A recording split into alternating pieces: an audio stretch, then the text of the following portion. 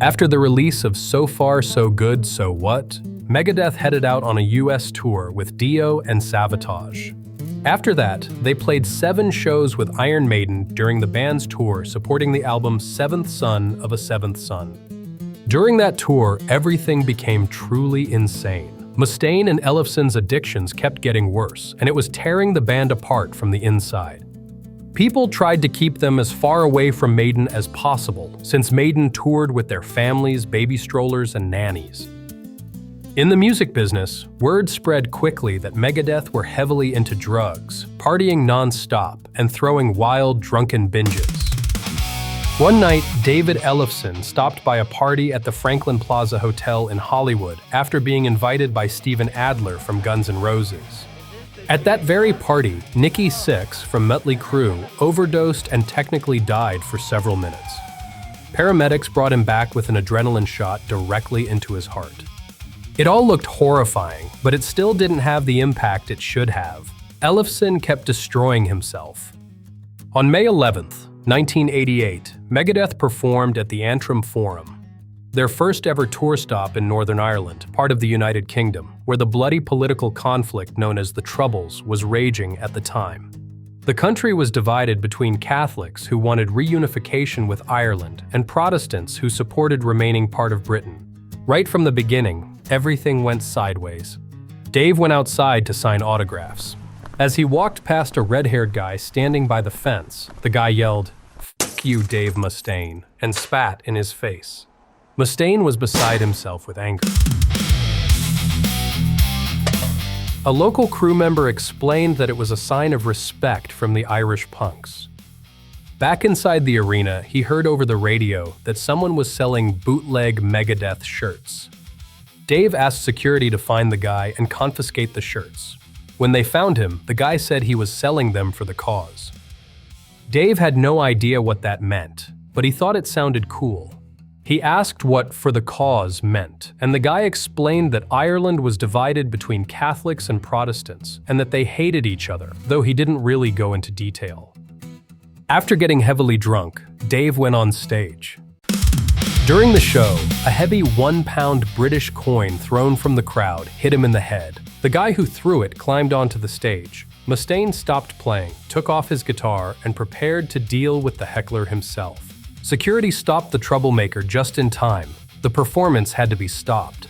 Dave stood behind the amplifiers drinking schnapps while everything got sorted out. Suddenly, he remembered Paul McCartney's song, "Give Ireland Back to the Irish," and thought, why can't I do something like that? Walking back to the microphone, he shouted, "Give Ireland back to the Irish, this one's for the cause." And they launched into anarchy in the UK by Sex Pistols, changing the lyrics into Anarchy in Antrim. Mustaine thought he was making a pro-Irish gesture. He simply didn't know that the cause was a common term associated with the Irish Republican Army. The crowd instantly split into Protestants and Catholics, and chaos erupted.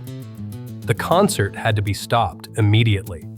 The band were loaded into an armored bus and rushed out of the city. The next day, they headed to Nottingham.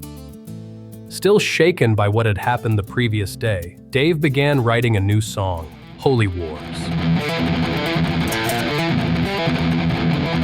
When the band arrived in London for another show, Chuck Baylor failed to show up for soundcheck, so drum tech Nick Menza sat behind the kit instead. Dave asked him what songs he knew. Nick replied that he knew all of them. Dave didn't believe him and asked, "You know this one?" and started playing the unfinished song Holy Wars. Nick played it perfectly. Dave walked over and shook his hand. It was Nick's chance to replace Chuck for that concert, since Dave's relationship with Baylor had been getting worse. But that evening, Chuck showed up and played the show as usual. Nick had started working with the band a couple of years earlier. At first, he was just a drum tech, but eventually he also became stage manager, truck driver, and guitar technician. He tuned guitars for Mustaine, Ellefson, and Jeff Young. But eventually, he got sick of it all because what he really wanted was to play drums. His friends kept telling him he was wasting his talent and missing opportunities for a real career as a drummer. After a while, Nick quit. Meanwhile, the addictions inside Megadeth were seriously damaging the band's work. Ellefson's girlfriend, Charlie, didn't like his lifestyle. But one day, she caught him red-handed and gave him an ultimatum. If he wanted to save the relationship, he had to go to rehab. This happened right before the band's planned appearance at the Monsters of Rock festival. Bass guitarist David Ellefson.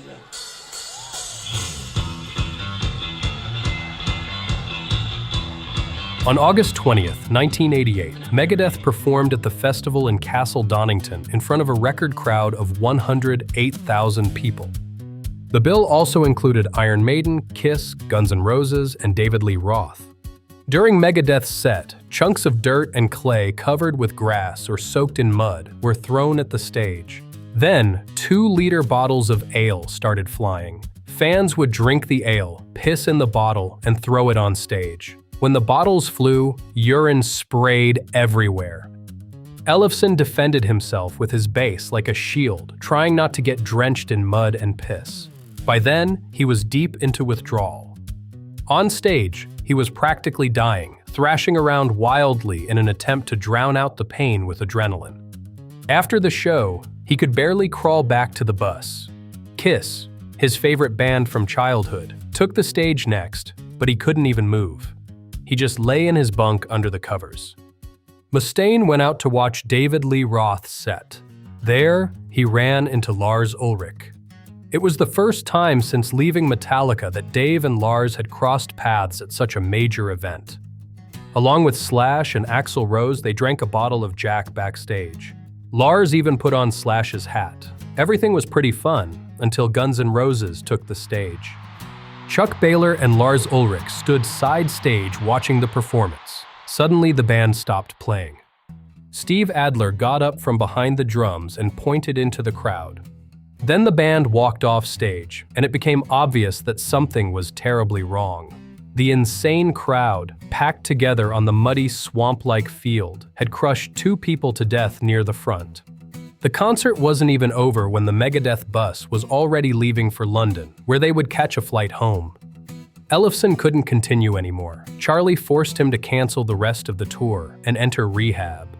The official statement said David Ellefson had slipped in the shower and broken his arm, the reason Megadeth canceled the remaining dates. Nobody believed it. Dave was furious over this helpless situation, where the band was suffering financial losses and damage to its reputation. Still, he and Ellefson agreed the problem had to be dealt with, and together they entered a rehab clinic in Van Nuys, California. The attempt failed. Soon, one of Dave's friends smuggled him a dose inside a guitar, and Ellefson escaped from rehab after just 3 days. His relationship with Charlie ended there. "No girl is worth sacrifices like that," he said, and his addiction swallowed him again. Dave lasted 8 days before leaving the clinic without finishing treatment. Not long after, he and Gadget were caught by police during a drug buy. This time, Dave got lucky. He had stayed in the car and never directly interacted with the dealer, so he was released. Megadeth then came under the management of McGee Entertainment. But the band were immediately told the company expected hard work and productivity if they wanted to make serious money.